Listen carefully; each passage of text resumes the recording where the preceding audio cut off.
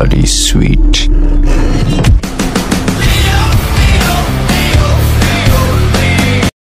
ఈ సువార్త యొక్క ఒక భాగంలో శిష్యులు యేసును పదార్థం యొక్క స్వభావం గురించి అడుగుతారు. దానికి అతను అన్ని జీవులు మరియు వస్తువులు ఒకదానికొకటి ఉనికిలో ఉన్నాయని మరియు చివరికి వాటి ఆధ్యాత్మిక మూలాలకు తిరిగి వస్తాయని సమాధానం ఇచ్చాడు.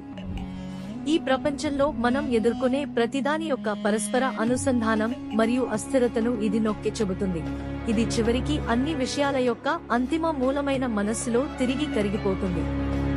భౌతిక ప్రపంచం ఒక భ్రమ అనే భావన ప్రారంభ చర్చికి ప్రమాదకరమైనది. ఇది వారి బోధనల పునాదులను సవాలు చేసింది.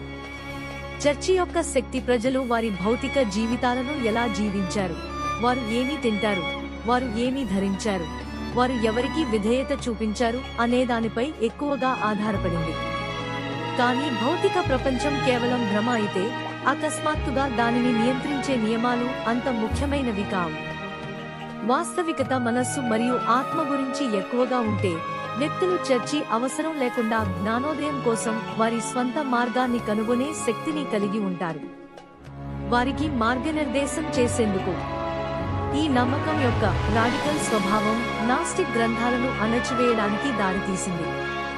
ప్రజలు తమ ఉనికిని ఎలా అర్థం చేసుకున్నారనే దానిపై చర్చి నియంత్రణను కోల్పోలేదు.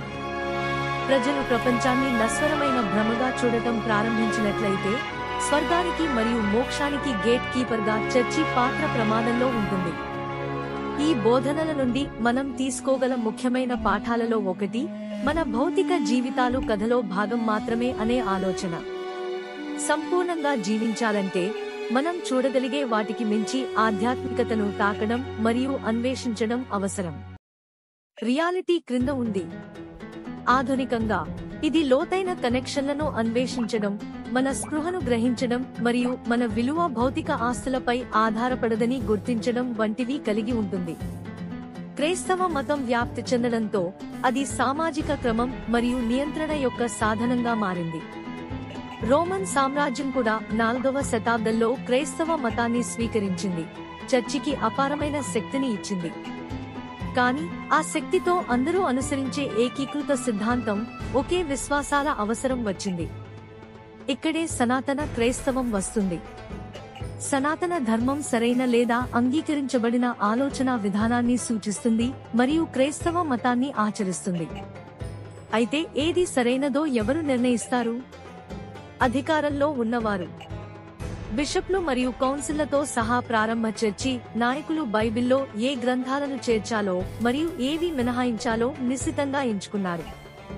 నాస్టిసిజం మరియు ఆర్థడాక్స్ క్రైస్తవ మతం మధ్య ఉన్న ముఖ్యమైన తేడాలలో ఒకటి పాపం మరియు మోక్షంపై వారి అభిప్రాయాలు. ఆర్థడాక్స్ క్రైస్తవ మతంలో పాపం అనేది ఒక ప్రధాన భావన. ఇది మీరు నిరంతరం పశ్చాత్తాపపడాల్సిన విషయం మరియు చర్చి మోక్షానికి మార్గాన్ని అందిస్తుంది.